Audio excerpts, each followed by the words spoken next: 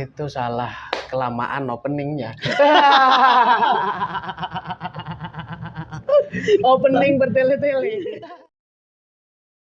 Oke, assalamualaikum warahmatullahi wabarakatuh. Sekarang kita sudah berada di Kecamatan Waitenong. Kita mampir ke sebuah industri kerajinan. Kita udah bersama pemiliknya, Bang Putra. Ya, Sehat Bang ya? Sehat. Nama usahanya itu udah ada belum? Kalau nama kebetulan ya pura-pura nggak tahu ini kalau Jaya. Padahal dia yang daftarin kan gitu. Dia yang daftarin. Sebenarnya namanya Kancil. Tapi ya salah atau tidak ya. Saya ngasih nama Kancil itu saya lebih identik bahwa Kancil kita sering dengar mulai dari dongeng. Jadi lebih pada tingkat cerdikan ya yang lebih dicari seperti itu. Tapi akhir-akhir ini banyak yang bilang kok mereknya Kancil, orangnya yang punya kok kayak beruang katanya gitu. Iya. Kayak beruang katanya. Jadi untuk usaha sendiri dikasih nama Kancil, Woodworking and Craft, artinya memang tukang kayu sebenarnya. Tukang kayu, berkegiatan di bidang kayu, terus juga di kerajinan. Tapi ya tidak menutup kemungkinan semua kerajinan pada akhirnya kita upayakan untuk diciptain gitu. Menurut Bang Putra gitu, seni itu sendiri definisinya apa menurut Waduh, Bang Putra? repot juga ini. Sebenarnya banyak orang bilang seniman, Mas Putra seniman. Ya. Tapi kayaknya lebih tepatnya buruhnya lah. Ini buruh seni, buruh seni. Jadi definisi mungkin tidak akan terlalu tepat. Tapi menurut saya sih seni sebuah proses untuk menghasilkan suatu karya. Harus punya tingkat ketelitian atau mungkin kehalusannya atau hal-hal yang lebih daripada hasil karya lain seperti itu. Sejauh ini sudah ada beberapa macam varian produk yang dihasilkan oleh Kancil. Nggak terlalu banyak ya kalau selama berkegiatan di Lampung Barat. Lampung Barat, tapi tetap awalnya tetap ada basic dari masih di Jawa dulu.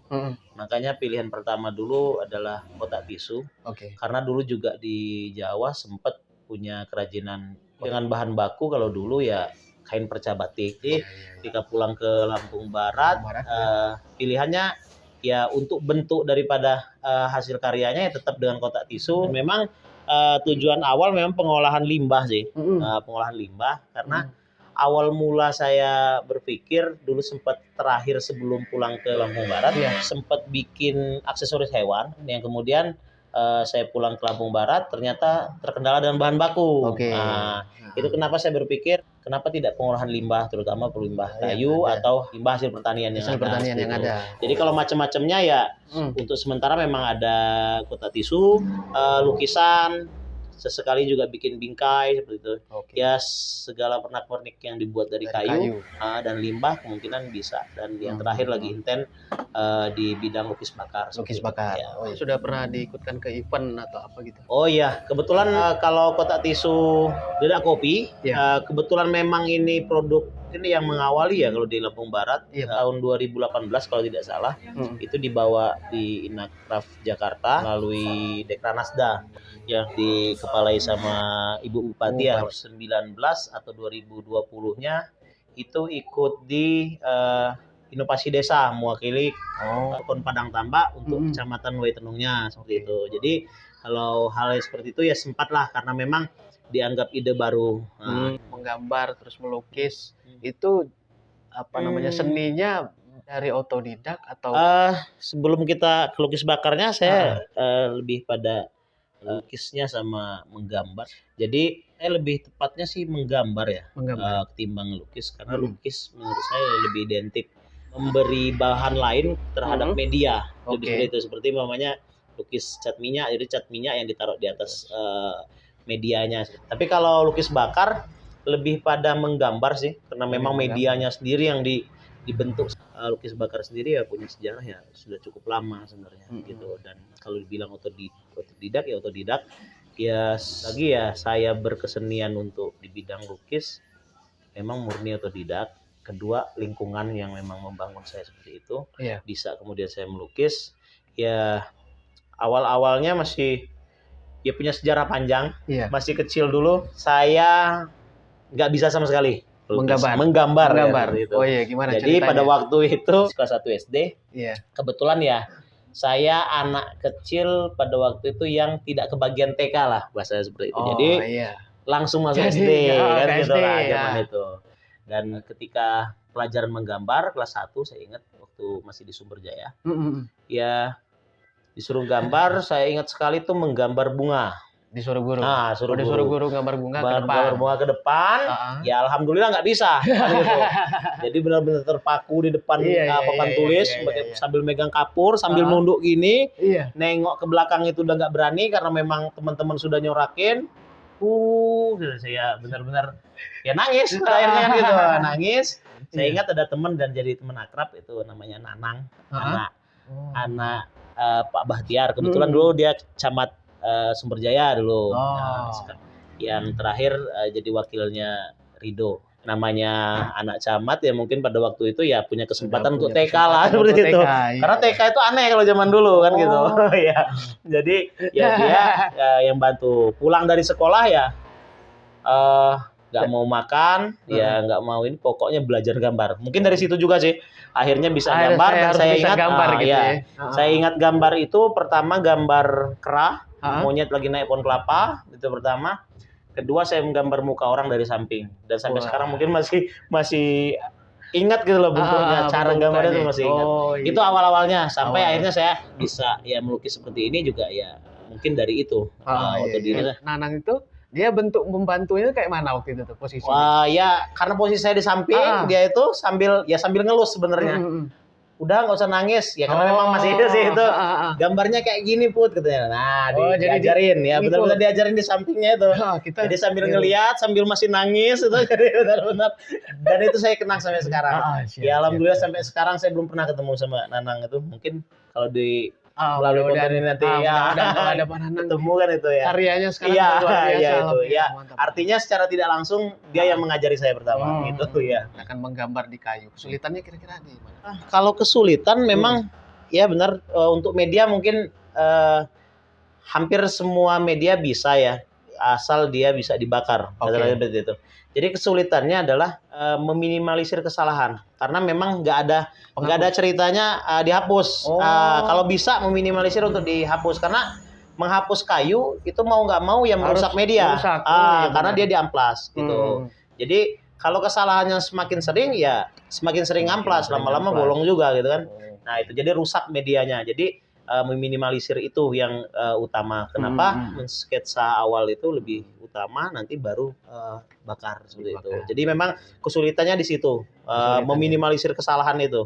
Kalau lukis lain kan umpamanya kayak lukis cat minyak itu ya, kalau umpamanya salah ya timpa aja. Nah itu bisa itu. Istilahnya bisa dihapus. Bisa dihapus. Ya. Nah terus tuh kalau misalnya kita mau gambar lah kira-kira, itu tuh harus ketemu dulu moodnya atau dalam keadaan apapun gimana kira-kira? Karena kayaknya sih itu sih. Ya, kayaknya udah terpatron di masyarakat seperti itu sih. Rata-rata orang yang berkegiatan kesenian itu mereka itu bukan bicara produk massal sih. Ya. Itu kenapa dia terkesan lambat. Ini yang saya lihat ya. Saya lihat ya. Ya seniman-seniman lah yang sudah judulnya seniman itu kenapa akhirnya dicap kemudian mereka nunggu moodnya. Tapi saya lihat memang karena mereka dari makna seni adalah menciptakan suatu karya yang punya kedetailan, tingkat kehalusan yang tinggi, detail dan sebagainya. Mungkin fungsi nggak jadi utama mereka. Gitu. Kalaupun yang dia hasilkan adalah karya seni yang berfungsi, tetap dia lebih halus. Artinya ada nilai itu yang kemudian dia nggak bisa kerja asal-asalan karena bukan produk massal tadi. Jadi satu karya dia kadang bisa menghidupi keluarganya 3 bulan, bahkan 3 tahun, mungkin 10 tahun. Artinya lihat ini kok lukis cuma 2, 3 itu. Sebenarnya pembenaran si pelaku seni sih sebenarnya. Pembenarannya dalam artian ya untuk ngelak lah biar dibilang lagi nggak mood gitu. Sebenarnya kalau dipaksakan ya tetap bisa juga dia cepat gitu. Cuman untuk menghasilkan karya yang lebih lain daripada yang lain dan punya jiwa melalui hasil karyanya ya tetap memang nggak bisa dipaksakan seperti produk massal seperti itu. Itu yang bikin akhirnya di masyarakat mandang kalau nggak mood nggak mau bikin karya gitu ya itu sebenarnya biar mudah menjawab pertanyaan masyarakat lah seperti itu. Itu sih kalau yang saya tangkap. Tapi mungkin juga ya beberapa seniman ya benar-benar seperti itu. Gitu. Nah kalau dengan Bang Putra sendiri kira-kira harus ada waktunya khusus atau kapan aja? Kalau saya sih nggak lihat waktu sebenarnya. Terkadang seniman juga ya kayaknya kebanyakan bohong deh kalau umpamanya dia nyari waktunya malam, sore atau siang. Oke. Kayaknya dia ngeliat kantong. Oh. Kalau kantongnya lagi misalnya kosong, ini, terima. ya enggak ini juga lah. Jadi tidak menafikan itu. Oke. Sebenarnya kalau kenapa seniman lebih banyak ke malam, memang terkadang mendekati ngantuk atau itu justru inspirasi itu banyak sih sebenarnya. Itu kenapa banyak orang berkegiatan malam. Minimal dia tempat sepi sebenarnya. Oh, tempat sepi. Sepi. Identik dengan tenang. Jadi dia fokus dengan dirinya sendiri. Nah, gitu. Kira-kira gitu karena ada yang harus dituangkan di sana. Gitu. Jadi benar-benar nggak bisa dalam keadaan ramai. Keadaan ini gitu. Lukisan ini, gambar ini udah kemana? Yang jelas sama sih seperti kayak kotak tisu. Saya memang untuk saat ini lemah pada wilayah pemasaran sih. Artinya karena juga produk ini untuk karya terutama lukis bakar ini sendiri bukan untuk produk massal, artinya saya bilang ya itu. Jadi pesanan khusus seperti itu. Ya memang untuk pemasaran baru sekitar sini, sempat ya ke Cirebon ada, ya ke Jawa juga ada, yang ke Sumatera Utara itu kalau nggak salah pernah beberapa kali gitu. Kalau pemasaran online kan lebih pada tingkat kepercayaan sih. Nah itu terkadang karya itu nggak langsung sehari 2 hari jadi gitu loh. Karena ada tingkat kerumitan. Gambar wajah orang dengan wajah gambar hewan atau tanaman beda jauh waktunya kan gitu. Nah itu jadi kalau memang sekedar untuk hasil karya yang benar-benar maksimal, bingung kalau menjanjikan itu. Nah ini yang bikin kepercayaan orang mesen dari luar itu ini serius apa enggak gitu loh. Kok nggak nyampe itu yang jadi ini. Tapi bisa diatasi melalui komunikasi sekarang. Enak komunikasi WA. Yang penting itu kan ngobrol. Iya betul. Makanya saya lebih tenang. Enak orang datang ke sini gitu. Nah, artinya kalau misalnya orang mau mesen gitu, datang ke sini atau ngubungin abang lewat WA atau gimana, membawa foto atau gimana kira-kira? Iya. Foto ya. Bawa foto sih. Bawa foto gitu ya. Bawa foto. Tinggal dia mau bikin ukuran berapa. Karena memang saya masarin ini kan per ukuran kertas, obyeknya seukuran kertas, ukuran A4. Nah, itu jadi untuk lukis wajah seperti itu. Ya kalau harga saya bandrol sekitar 200 kalau untuk di sini sih.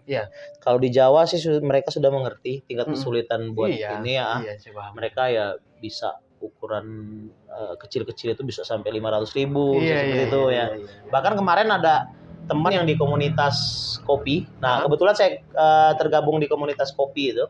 Komunitas Pelukis Pirografi Indonesia. Dan itu memang sudah berbadan hukum resmi. Itu anggotanya ada namanya Pak Eko. Itu dia ngelukis bakar cuman dikombinasi dengan wood intarsia. Artinya seperti ukiran, dia timbul tapi dia lukis bakar juga. Itu wajahnya Gus Dur. Ada tiga lukisan pada waktu itu. Dengan pose sama tapi baju batiknya yang berbeda. Itu sampai dilelang sampai 58 juta.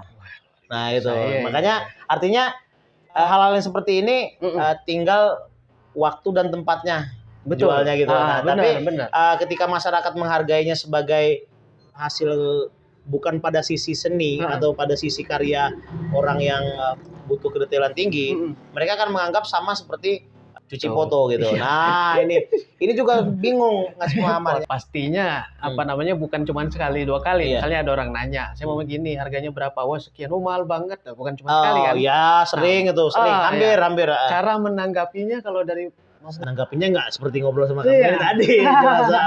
Ya, tetaplah artinya ngasih pemahaman pelan-pelan karena sebenarnya ketidakpahaman konsumen dengan prosesnya sih. Itu kenapa saya lebih tertarik kalau mereka pesan, ayo ke rumah biar dia tahu kegiatannya seperti apa itu. Bukan hal yang gampang, tapi saya selalu kasih pemahaman bahwa memang lukis bakar itu meminimalisir kesalahan itu. Yang tingkat sulitnya di situ. Saya bilang tadi kalau lukis cat minyak ya salah warna timpa aja sama warna lain kan gitu, bisa diakali. Kalau ini nggak bisa. Jadi mungkin karena lukis bakar ini dianggap baru, ya itu sih harganya agak kurang gitu. Tidak lama. Ya mudah-mudahan nanti kan lambat laur kan masyarakat mengerti tentang proses dan segala macam. Kira-kira harapan Bang Putra untuk ke depan usahanya gimana? Lampung Barat banget lah, suruh berharap. Mulai dari petaninya ngarep tahun depan panennya besar atau. Nah bahkan berkegiatan seperti ini harus ada harapan seperti ini. Kalau untuk ke depan ya saya punya galeri, kemudian yang bisa berkegiatan, semua bisa berkegiatan, artinya yang mau berkegiatan coba belajar lukis bakar, hasil kriya dan sebagainya. Ya kalaupun dikatakan itu rumah kreatif, ya seperti itulah bentuknya gitu, seperti rumah kreatif. Cuman ya benar-benar independen di sini. Saya pengen apa yang saya bisa, orang lain juga bisa. Gitu. Jadi untuk ngangkat pariwisata, untuk mengangkat Lampung Barat juga seperti itu.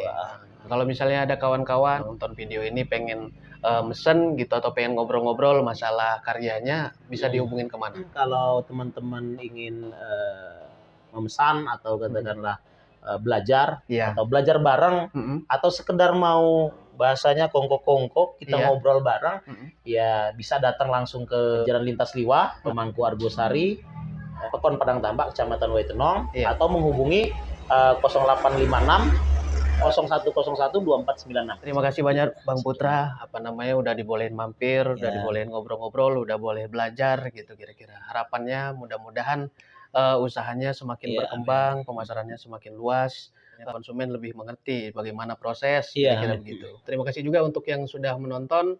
Jangan lupa like, comment, and share. Bila video ini sangat bermanfaat untuk kalian, dan pesan saya tetaplah berbuat baik walau mukamu mencurigakan. Terima kasih. Wassalamualaikum warahmatullahi wabarakatuh.